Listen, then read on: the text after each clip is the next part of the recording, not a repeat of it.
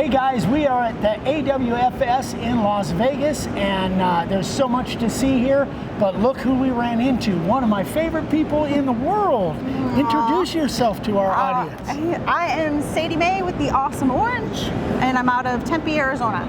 Yep. So we've been friends for, I don't know. We met originally at Workbench Con. Yeah, the very first one. The very first one in Atlanta, which is 5 years ago, something like that. I think 5 or 6, yeah. Yeah, and then you introduced me or invited me to be part of the Desert AZ Makers group. Yep, our networking group in the Valley. Yep. So yeah. Yeah, it's been nice. Yeah, we've seen each other a bunch of times. Went out to dinner with you and Steven. Yep. Yep. So anyway, we wanted to introduce Sadie to you guys. If you guys don't know who she is and what she does, can you give them kind of a spiel?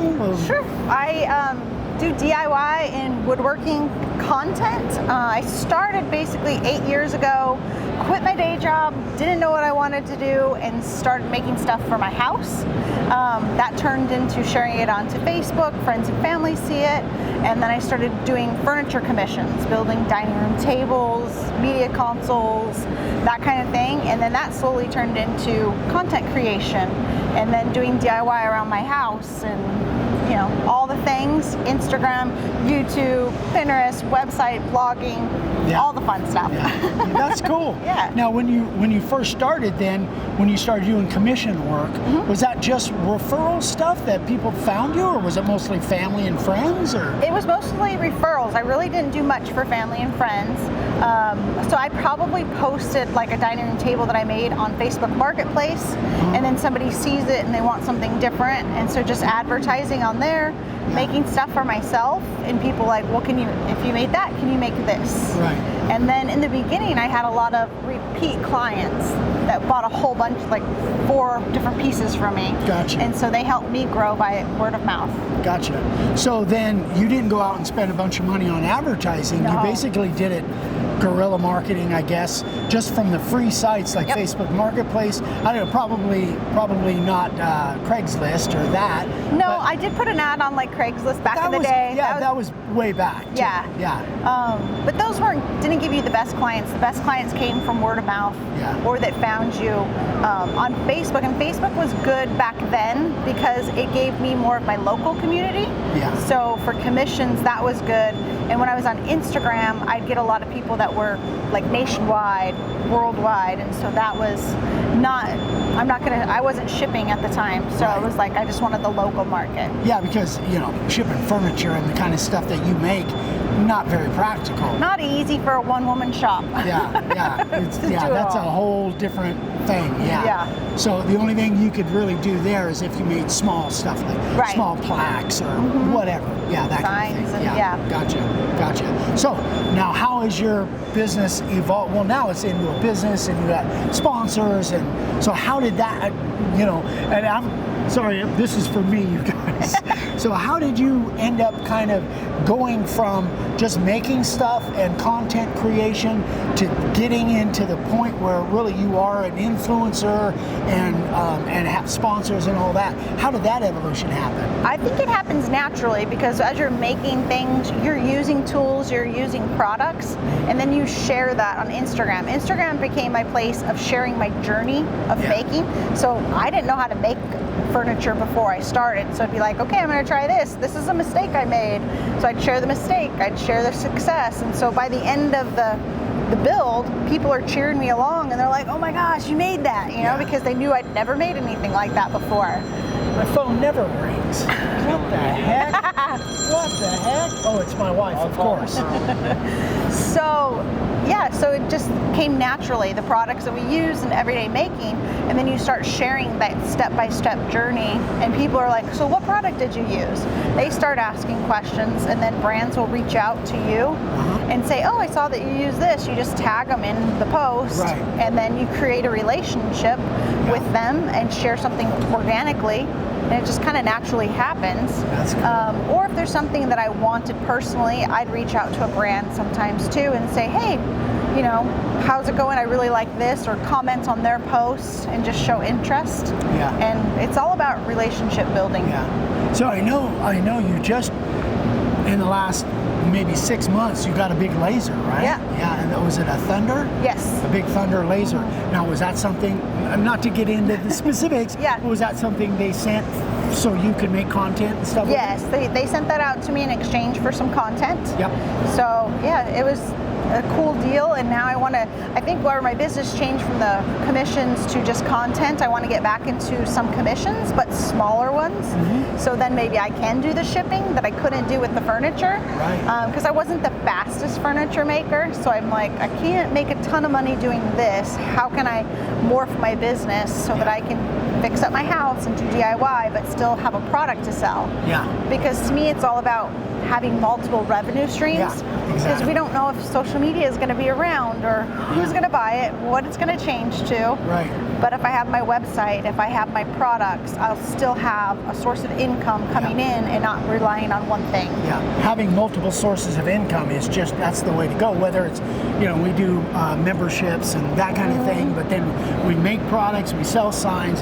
So we have, again, the more multiple, and then if something drops off, you're not living under without a bridge somewhere. Yeah, you still have means to feed yourself. Now you're big time on Instagram, and you're starting to build. Where are you at now on YouTube? YouTube, I just passed 20,000 Congrats, subscribers, that's awesome. so that was a big deal. Yeah, but Instagram really is your that's your home. That's my home base. That's where I feel like I have my best community. Yeah. Where I feel the most comfortable sharing things and interacting. Instagram does, have its ebbs and flows. Yeah. But yeah, it's where my community's at. Yeah, and and that's a lot of people that I've met kind of started with Instagram. We started with YouTube so far back that has always been kind of our home, kind of like what we've done. And then Instagram came along and Facebook and all that. We kind of trying to jump on. Yeah, to get on there, and we're gaining some traction, but cool, good deal. Yeah. And your husband then, he still working? Steven's still working? Yep. He's in insurance, right? Yeah, he's wealth management, I think is what you call it, financial planner, wealth management. Good time. Yeah, it's totally different than what I do. Yeah. I just want to spend the money, you can save it. Gotcha. But you do projects like your back deck, and you guys put a pool in, right? Or, no, we already had a pool. I built a floating deck. We've done, anywhere from a floating deck to our back patio, to building a dining room table, to remodeling a bathroom. So I'm pretty much all over the place as far as my content. I haven't niched it down to anything specific. I like power carving. I like, all of it. It's just more. Yeah, Sabertooth is a big sponsor of yours, right? Yeah, they were. They were, yeah. Yeah, so there's just lots of, I just like trying things and sharing my experiences, because my goal is to get other people to feel empowered to use tools and to try things. Yeah. Because that feels good when they're like, I saw your video and then I tried this.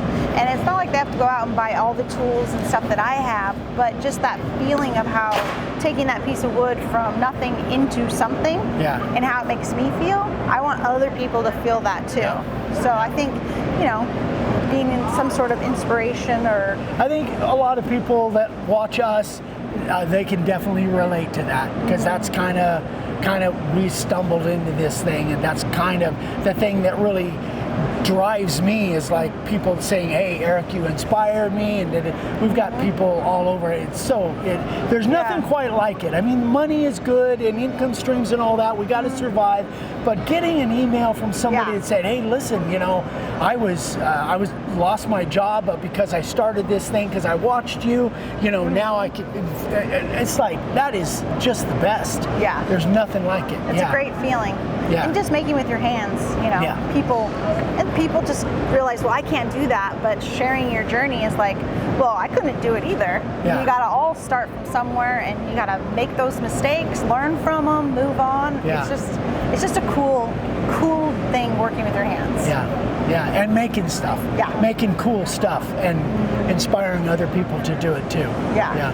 Very cool. So where do you see, you said you like the idea of your business evolving back to where you're making, especially laser allows you to do so many different things. And another question that I had was, gosh, you're still out of your house, right? Yep. Like your 2-car garage kind of thing?